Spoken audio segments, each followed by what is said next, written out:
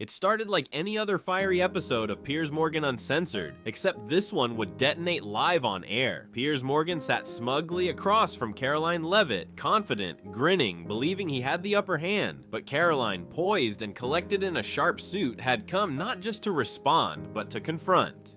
Before we begin, tell us where are you watching from, also subscribe. As the interview kicked off, Morgan pounced. Surely even you must admit, he began in his trademark tone of polite condescension, that your recent political stunts have been more about building a brand than serving the American public. Leavitt didn't flinch. Instead, she calmly reached into a leather folder, withdrew a crisp legal document, and placed it squarely on the table. United States District Court, Southern District of New York, she said coolly. You've just been served with a $20 million defamation lawsuit. The studio froze. 5 seconds of stunned silence. Morgan blinked, confused, jaw slackening into disbelief. The clip of that moment, his glitch from arrogance to horror, would explode across the internet, garnering millions of views in under 2 days. But this confrontation wasn't random. It had been building for months. Piers Morgan, master of provocation, had turned his sights on Karoline Leavitt. Week after week, his show aired segments mocking her, branding her a fraud, challenging her ethics, and accusing her of misconduct. The most damning, a segment titled The Karoline Leavitt Problem, in which he alleged she had fabricated parts of her educational history, was under ethics investigation and had undisclosed financial conflicts. Every accusation she now claimed was false, and provably so. The interview began, predictably enough. Morgan pressed hard. Your political appearances, he said, have been described as grandstanding. Leavitt was calm, composed. When you stand up to power, some will always call it theater, she replied. But that's exactly why I was sent to DC, to speak the truth. Morgan wasn't impressed. You're 34, just 2 years into politics. You talk like a veteran. Isn't that presumptuous? Karoline leaned in. I'm a licensed attorney in civil rights law, graduated from Harvard, JD from New York University, over a decade of legal work, federal court cases. What legal experience do you bring to this conversation? Morgan bristled. I'm a journalist. I ask the questions, and I'm just clarifying who's doing the interrogating here, she replied. He tried again. Your financial disclosures, your links to lobbyists, your transparency has been questioned. That's interesting, she said. Go ahead. Be specific, because I have nothing to hide.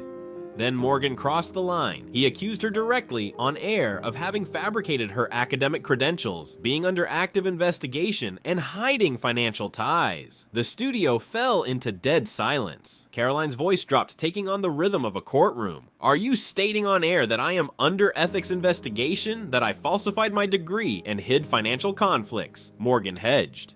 These are concerns raised by credible sources. Karoline went in for the kill. Who are these sources? He refused to say. I don't reveal sources. Then she dropped the real bomb. 3 weeks ago, your production team contacted my office. We responded with documents proving these claims were false. And you aired them anyway, Morgan stammered. I stand by my reporting.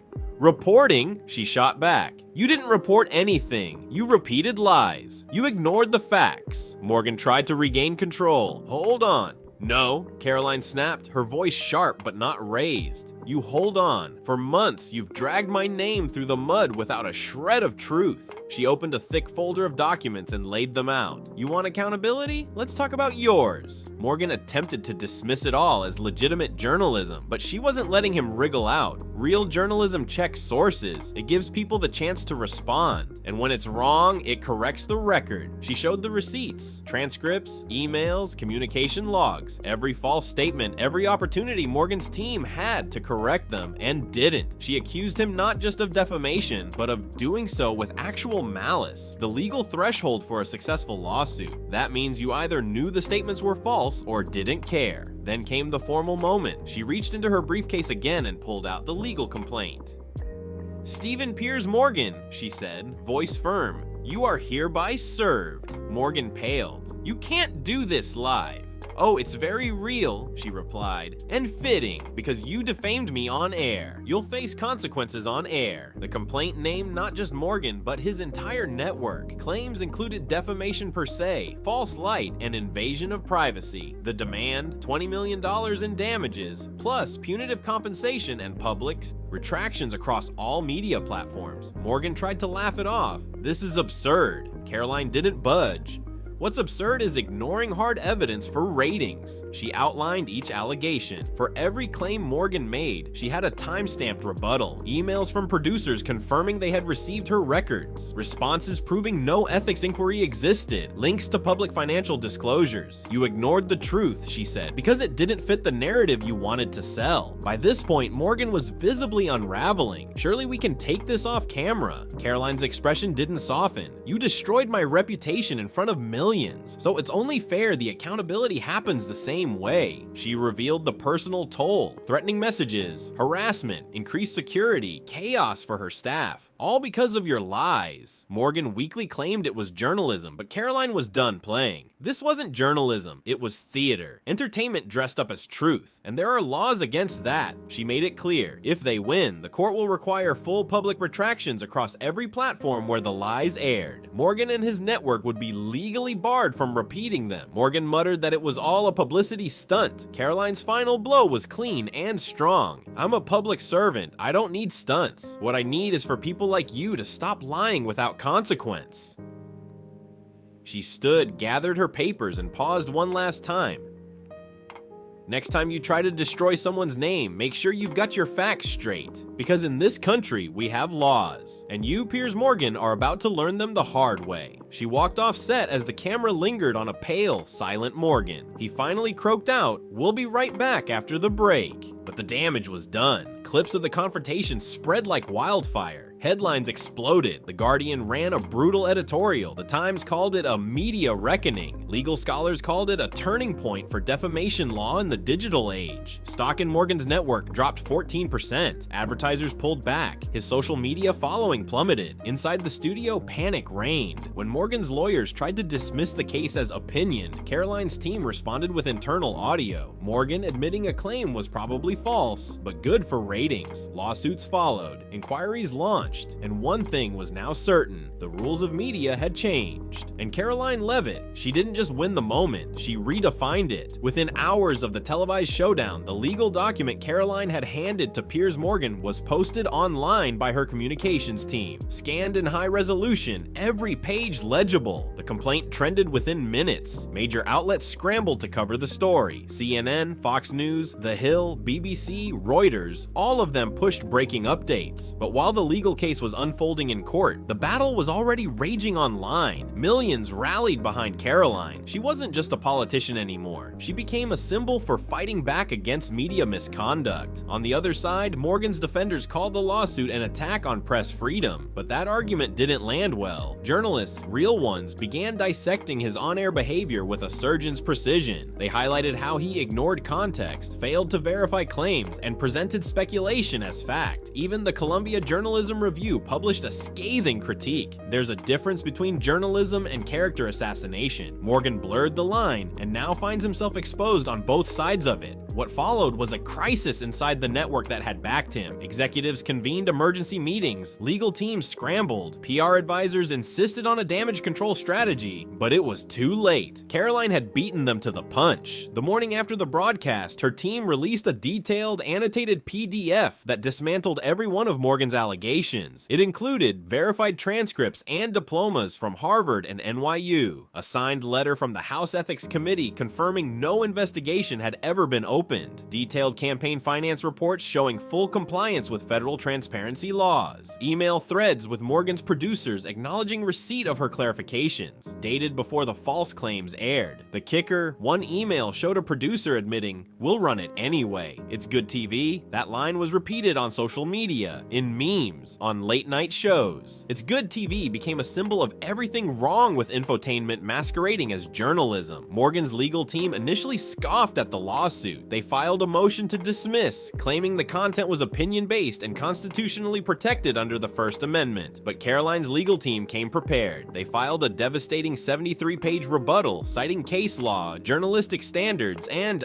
internal evidence showing intent to defame. The strongest argument: this wasn't opinion, it was factual assertion presented as truth, and worse, it was demonstrably false. The judge denied Morgan's motion. Discovery was ordered. That's when things turned. Internal communications from Morgan's network, emails, Slack messages, memos, revealed a deliberate campaign to undermine Leavitt's credibility to boost viewership. Several producers expressed discomfort. One even warning, "We're opening ourselves up to a lawsuit." Karoline's lawyers now had what they needed: proof of actual malice, the gold standard in defamation law, and it didn't stop there. Two former employees of Morgan's show came forward. One testified that producers regularly coached guests to antagonize Leavitt and were instructed to stick to the narrative even when corrections were offered. Another revealed that the show's research team found no evidence to support the ethics claim, but were told to imply it anyway. The media world was now watching a full-on implosion. Morgan went silent. For days, his show aired reruns, no tweets, no statements. His usual bravado disappeared. Executives were reportedly exploring exit strategies for their once-star host. Meanwhile, Karoline was everywhere. Karoline's unexpected rise wasn't just political, it was cultural. She appeared on every major news outlet, not as a victim, but as a crusader. She made it clear, this isn't just about me, it's about the hundreds of others who get smeared by powerful voices with no accountability. She hosted a town hall on media misinformation, joined panels with free press advocates, and launched a bipartisan initiative called Truth First, aimed at restoring journalistic integrity. Even skeptics were impressed. Critics who once dismissed her as too green, too ambitious, began re-evaluating her.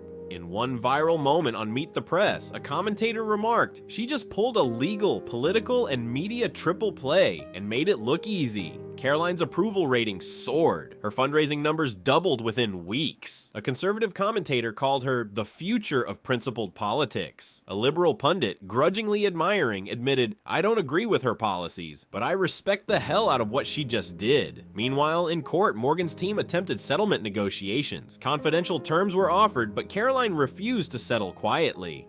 "This can't end behind closed doors," she said, "not when the damage was done in front of the entire world." The judge scheduled a jury trial for October. In the months that followed, Karoline became a lightning rod for a new kind of public accountability. Her approach was methodical but bold. She didn't just demand apologies, she demanded transparency. Her efforts ignited a broader movement to challenge the media's recklessness, regardless of political leaning. Student groups at New York University and Columbia invited her to speak. Media watchdog organizations partnered with her to develop new ethical guidelines. She testified before a congressional subcommittee on press standards and social media accountability. Other public figures, once afraid to confront powerful media outlets, found courage in her example. A sitting senator cited her case during a debate on reforming Section 230. Lawsuits inspired by hers began popping up, some credible, some opportunistic, but all citing Leavitt vs. Morgan as precedent. Inside the industry, producers and journalists held closed-door meetings to discuss the Karoline effect.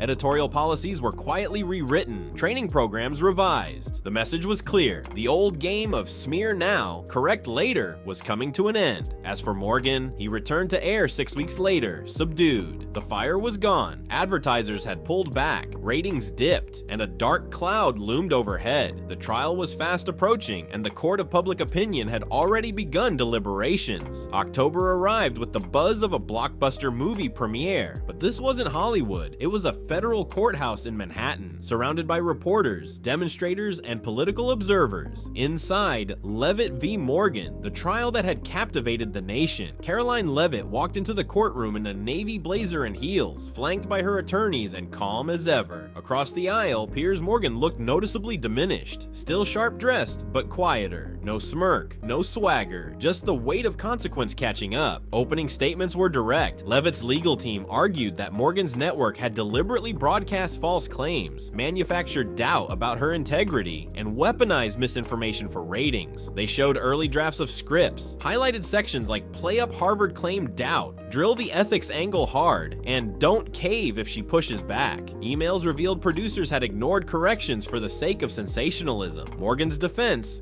leaned on First Amendment protections, framing the segment as commentary based on public interest concerns. But jurors didn't seem convinced. One visibly rolled her eyes when a defense lawyer insisted that suggesting isn't stating. Then Karoline took the stand. For 3 hours, she testified, clear, composed, precise. She spoke about the emotional toll, the late-night phone calls to her parents, the campaign donors who pulled out, the death threats, the hate mail, and the years of building credibility undone in a 17-minute broadcast. She looked directly at the jury and said, "I came into politics to fight for the truth, not to be destroyed by a lie." The courtroom was silent. No interruptions, no coughing, just the slow scratch of pens on paper. Morgan's cross-examination was brutal, but ineffective. His lawyers tried to portray Karoline as power-hungry and image-obsessed. They cited past interviews, implied she used the media when it suited her. But she didn't take the bait. She replied, "There's a difference between using the media to inform the public and being used by the media to mislead them." Then it was Morgan's turn on the stand. His testimony began defensively. He leaned into his persona, the provocateur, the debater, the unapologetic truth teller. He insisted the segment was robust questioning and denied any malicious intent. But under cross-examination, the cracks appeared. Leavitt's lead attorney, a surgical former DOJ litigator, brought out the infamous email from Morgan's producer. "Run it anyway, it's good TV." Then another from Morgan himself, replying with a thumbs-up emoji and "let's make her squirm." The jury took notice. When asked whether he stood by that message, Morgan deflected. "It was tongue-in-cheek," he muttered. The courtroom shifted uncomfortably. The attorney didn't relent. "Is false information good TV, Mr. Morgan?" "I wouldn't characterize it that way." "But you did, in writing, on the record."